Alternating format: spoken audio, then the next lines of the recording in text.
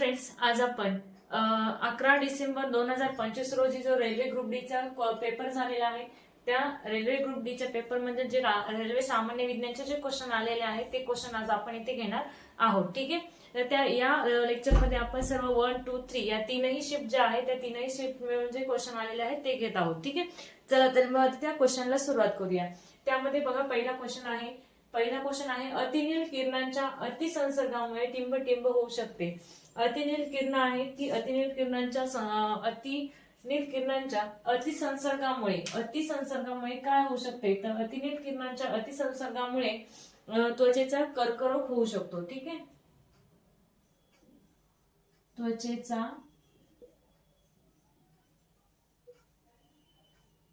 कर्करोग होऊ शकतो. ठीक आहे.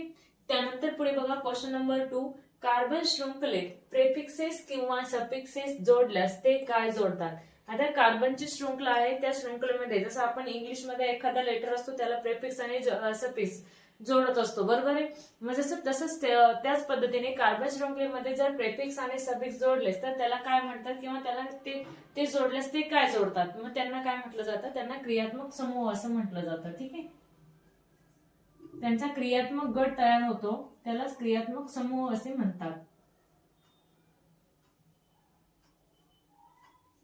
ठीक आहे. त्यानंतर क्वेश्चन नंबर 3 बघा, फेरस सल्फेटच्या द्रावणातून कोणता धातू लोहाला विस्थापित करेल. तर फेरस सल्फेटच्या द्रावणातून कोणता धातू हा लोह म्हणजे काय, तर लोखंड, मग लोखंडाला विस्थापित करेल. लोह म्हणजे काय, लोखंड. ठीक आहे. तर मग लोह जो धातू आहे लोखंड, त्याला कोणता धातू असा आहे की तो सल्फेट हे करणार आहे विस्थापित. तर जर बघा फेरस सल्फेटच्या द्रावणातून झिंक हा धातू लोखंडाला विस्थापित करतो. ठीक आहे. झिंक हा धातू, मग आपण इथे लिहूया झिंक. मग याचं कारण काय, तर कारण बघा लोखंडापेक्षा जास्त क्रियाशील असते, कारण ते लोखंडापेक्षा जास्त क्रियाशील असते.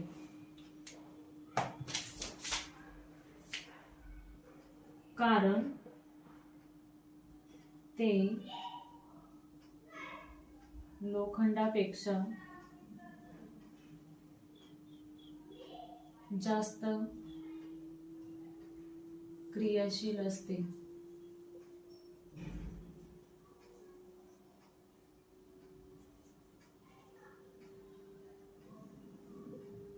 ठीक आहे.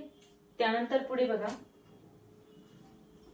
पुढचा क्वेश्चन आहे आपला, समान लांबी आणि समान जाडीच्या ए, बी आणि सी या 3 तारांचे प्रतिरोध अनुक्रमे 1 रोध, त्यानंतर 0.5 रोध, त्यानंतर आणि 0.25 रोध आहेत. त्याची प्रतिरोधकता टिंब होईल. ठीक आहे. मग आता आपल्याला इथे काय करायचंय, प्रतिरोधकता काढायची आहे. मग प्रतिरोधकता काढण्यासाठी आपल्याला त्यासाठी सूत्र माहित पाहिजे प्रतिरोधकतेचं. ठीक आहे. मग प्रतिरोधकतेचं सूत्र आपण अगोदर इथे लिहून घेऊया, मग तुम्ही त्यानुसार गणित जे आहे ते सॉल्व्ह करा. ठीक आहे. रेसिस्टन्सी, एरिया, लांबी, क्षेत्रफळ, लांबी आणि प्रतिरोधकता यांच्या दोघांचा गुणाकार त्याला भागिले लांबी करायचा. तुम्हाला काय मिळणार आहे, हा रोध जो आहे, प्रतिरोध जो आहे तो प्रतिरोध मिळणार आहे. ठीक आहे. मग या सूत्रानुसार जर गणित टाकलं, संख्या टाकल्या, तर आपल्याला उत्तर येत आहे 4, जसं की 4:2, 2:1, 4:2, 2:1. आता ते कशा पद्धतीने बघा, आता या तीनही संख्या आहे, या तीनही संख्यांना कोणत्या संख्येने भाग जाईल, 0.25 आहे, 0.5 आहे आणि 1 आहे. तर त्यांना 0.25 ने म्हणजे 0.25 ने जर सर्वांना भाग दिला तर 4, 2 आणि 1 असं उत्तर येतं पॉईंटच्या याच्यानुसार. ठीक आहे. म्हणून मग आपला आन्सर येतं 4:2, 2:1. ठीक आहे. त्यानंतर पुढे बघा क्वेश्चन नंबर 5, लाल रक्तपेशींचा आकार कसा असतो. ठीक आहे. तर लाल रक्तपेशींचा आकार हा उभय अवतल डिस्क सारखा असतो. उभय अवतल डिस्क, लाल रक्तपेशींचा आकार उभय अवतल लाल डिस्क सारखा असतो. त्यानंतर उत्तल दर्पण कशा प्रकारचे प्रतिबिंब तयार करतो. आता मागच्या पेपरमध्ये मी तुम्हाला सांगितलं होतं की अवतल दर्पण कशा प्रकारचं प्रतिबिंब तयार करतं, बरोबर आहे. आणि याच्यामध्ये मी सांगितलं, यामध्ये क्वेश्चन आलाय उत्तल दर्पण कशा प्रकारचे प्रतिबिंब तयार करते. तर उत्तल दर्पण कशा प्रकारचं प्रतिबिंब तयार करत असतं, ते केवळ आभासी, सरळ आणि नेहमी वस्तूपेक्षा लहान अशा पद्धतीने ते काय करत असतं, तर प्रतिबिंब तयार करत असतं. मग आपण ते लिहून घेऊया. केवळ आभासी, सरळ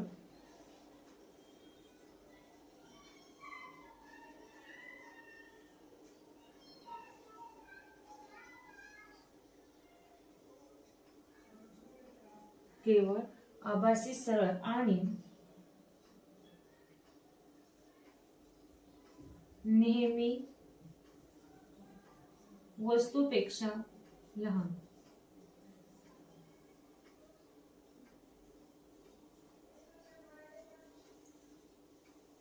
नेहमी वस्तूपेक्षा लहान. ठीक आहे. त्यानंतर पुढे बघा आता क्वेश्चन नंबर 7. ऑक्सी श्वसनासाठी टिंबची उपस्थिती आवश्यक आहे. तर मग ऑक्सी श्वसनासाठी कशाची उपस्थिती आवश्यक आहे, तर ऑक्सी या नावावरूनच आपल्याला कळतं की ऑक्सी श्वसनासाठी ऑक्सिजनची उपस्थिती आवश्यक आहे. ठीक आहे. मग हे ऑक्सिजन काय करत असतं, तर ऑक्सिजनच्या मदतीने पेशींना अन्नाचे ऊर्जेत रूपांतर होताना त्यांच्यासाठी ते काय करत असतं, तर मदत करत असतं. ठीक आहे. त्याला की आपण उत्तर लिहूया ऑक्सिजन.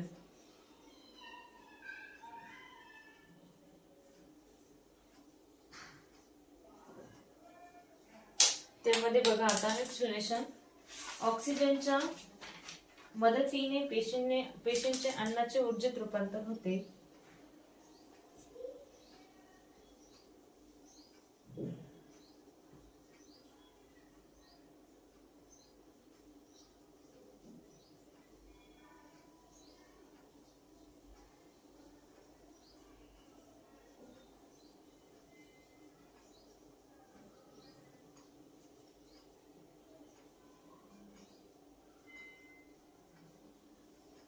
अन्नाचे ऊर्जेत रूपांतर होते.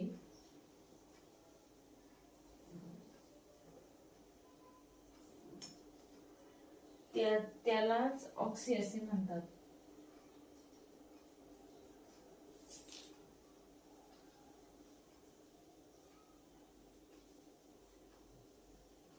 त्यालाच ऑक्सी असे म्हणतात. ठीक आहे. अशा पद्धतीने हे आणि त्यांच्यामध्ये तंतुकणिके देखील मदत करत असते. ठीक आहे. याच्यामध्ये ठीक आहे. अशा पद्धतीने आपण क्वेश्चन नंबर 7 पर्यंत इथे क्वेश्चन बघितले. राहिलेले जे क्वेश्चन आहे ते आपण नेक्स्ट स्लाइड मध्ये बघूया. आता आपण क्वेश्चन नंबर 8 बघूया. सॉरी, मागच्या स्लाइड मध्ये 7 पर्यंत क्वेश्चन आले. इथे 8 पासून आहे. 8, 9, 10, 11, 12, 30. ठीक आहे. आता यामध्ये बघा, तो क्वेश्चन जो 8 नंबरचा आहे तो बघा. 30 वॅटचे उपकरण 12 व्होल्ट बॅटरीशी जोडलेले आहे. उपकरणांमध्ये प्रवाहित विद्युत प्रवाह टिंब होईल. ठीक आहे. मग आपल्याला आता प्रवाहित विद्युत प्रवाह होण्यासाठी आपल्याला सूत्र माहित पाहिजे. पॉवर VI, बरोबर आहे. मग सूत्रानुसार संख्या टाकायच्या. पॉवर जी आहे ती किती आहे, 30 वॅट आहे. त्यानंतर V किती आहे, 12. आणि आपल्याला ई माहित नाहीये, आय माहित नाहीये, दोघांमधला मल्टिप्लिकेशन होत असतं. ठीक आहे. मग आता हा जो 30 आणि 12 आहे तो इकडे काय होईल, 12 इकडे गुणिले आहे तो 30 ला भागिले इकडे होणार आहे वर्गाच्या चिन्हाच्या डावीकडे आल्यावर. ठीक आहे. मग आता 12 ने जर 30 ला डिवाइड केलं तर 2.5 आन्सर येतं. मग आपल्याला किती विद्युत प्रवाह येणार आहे, 2.5 अँपियर इतका विद्युत प्रवाह तयार होणार आहे. ठीक आहे. त्यानंतर क्वेश्चन नंबर 9 बघा. हायड्रोमध्ये मुकुलनाद्वारे होणारे प्रजनन कोणत्या प्रकारचे असते. तर हायड्रोमध्ये मुकुलनाद्वारे होणारे प्रजनन हे अलैंगिक जनन पद्धतीमध्ये येतं किंवा अलैंगिक जनन पद्धत प्रकारचे असते.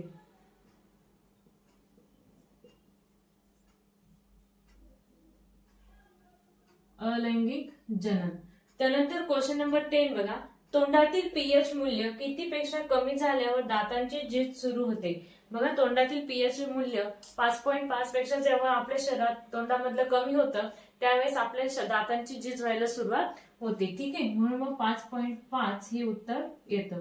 त्यानंतर पुढे बघा क्वेश्चन नंबर 11 धातू आणि अधातू मिळून कोणता बंध तयार करतात? धातू आणि अधातू मिळून आयनिक बंध तयार करत असतात, म्हणून मग आपलं उत्तर येत आहे आयनिक बंध.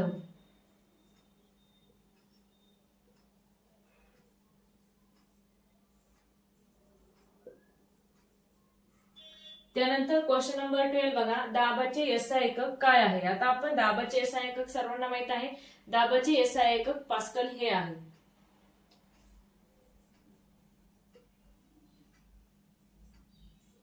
त्यानंतर क्वेश्चन नंबर 13 बघा, महिलांच्या नसबंदीमध्ये कोणत्या अवयवाला कापले किंवा ब्लॉक केले जाते? हा याच्या उलट क्वेश्चन त्या दिवशी आला होता की पुरुषांच्या नसबंदीमध्ये पुरुषांच्या कोणत्या अवयवाला कापले किंवा ब्लॉक केले जाते. बरोबर, त्यावेळेस मी सांगितलं होतं की महिलांच्या नसबंदीमध्ये कोणत्या अवयवाला कापलं जातं किंवा ब्लॉक केलं जातं, तर मग तो कोणता होता? तर तो आहे फॅलोपियन ट्यूब.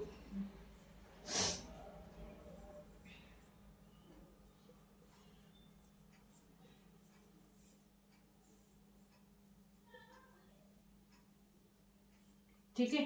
त्यानंतर पुढे बघा क्वेश्चन नंबर 14, एका विद्यार्थ्याला ब्लॅकबोर्डवरील अक्षर स्पष्ट दिसत नाही परंतु 25 सेंटीमीटर अंतरावरील नोट स्पष्ट दिसतात, तर या विद्यार्थ्याला कोणता दृष्टिदोष झाला आहे? आता ब्लॅकबोर्डवरचा अक्षर आहे, जो विद्यार्थी ब्लॅकबोर्डवरचा अक्षर वाचू शकत नाही परंतु त्याच्या 25 सेंटीमीटर अंतरावरती ज्या नोट्स आहे त्या नोट्स तो वाचू शकतो, म्हणजे त्याला कोणता आजार झालेला आहे? तर त्याला निकट दृष्टिदोष हा आजार झालेला आहे.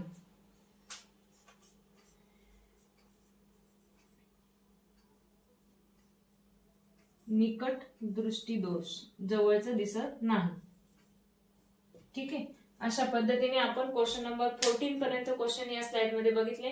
राहिलेले जे क्वेश्चन आहे ते आपण नेक्स्ट स्लाइड मध्ये बघूया. आता आपण क्वेश्चन नंबर 15 बघूया. बघा, मानवी शरीरात चरबी कोठे साठवली जाते? तर मानवी शरीरामध्ये चरबी कुठे साठवली जाते? तर एक तर ती म्हणजे फॅट पेशींमध्ये आपली मानवी शरीरातील चरबी साठवली जाते. मग आपण इथे लिहू शकतो की फॅट पेशी, ज्याला चरबी असं म्हणतात.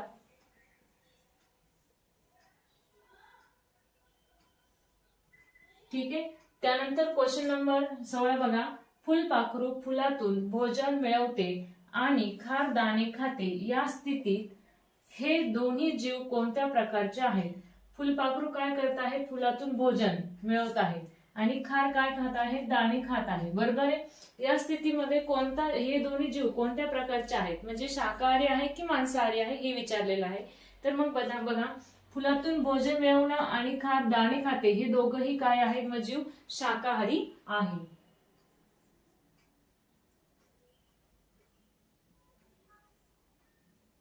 त्यानंतर पुढे बघा क्वेश्चन नंबर 17, पालकाच्या पानांमध्ये जास्त प्रमाणात काय आढळते? आता पालकाच्या पानांमध्ये लोह हे जास्त प्रमाणामध्ये आढळते. त्यानंतर क्वेश्चन नंबर 18 बघा, मानवी शरीरात संक्रमण रोखण्यास कोण मदत करते? मानवी शरीरामध्ये संक्रमण रोखण्यास कोण मदत करते? तर मानवी शरीरात संक्रमण रोखण्यास जीवनसत्व अ हे जास्तीत जास्त मदत करत असते.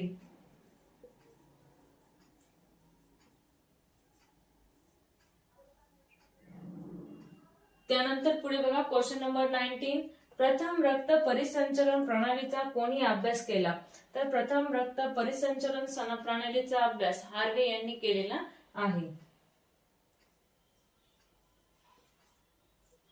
त्यानंतर क्वेश्चन नंबर 20 बघा, स्पंद नियंत्रक कोणाशी संबंधित आहे? तर स्पंद नियंत्रक हे सर्वांना माहित आहे. स्पंदन कशाशी नियंत्रित आहे? तर ती आपल्या हृदयाशी नियंत्रित आहे. हृदय. ठीक आहे. अशा पद्धतीने आपण इथे क्वेश्चन नंबर 20 पर्यंत सर्व क्वेश्चन सॉल्व्ह करून घेतलेले आहेत. विद्यार्थी मित्रांनो, तुम्ही जर आपल्या युट्यूब चॅनलला अजूनही सबस्क्राईब केलं नसेल तर लाईक, शेअर आणि सबस्क्राईब करायला विसरू नका. ठीक आहे. थँक्यू.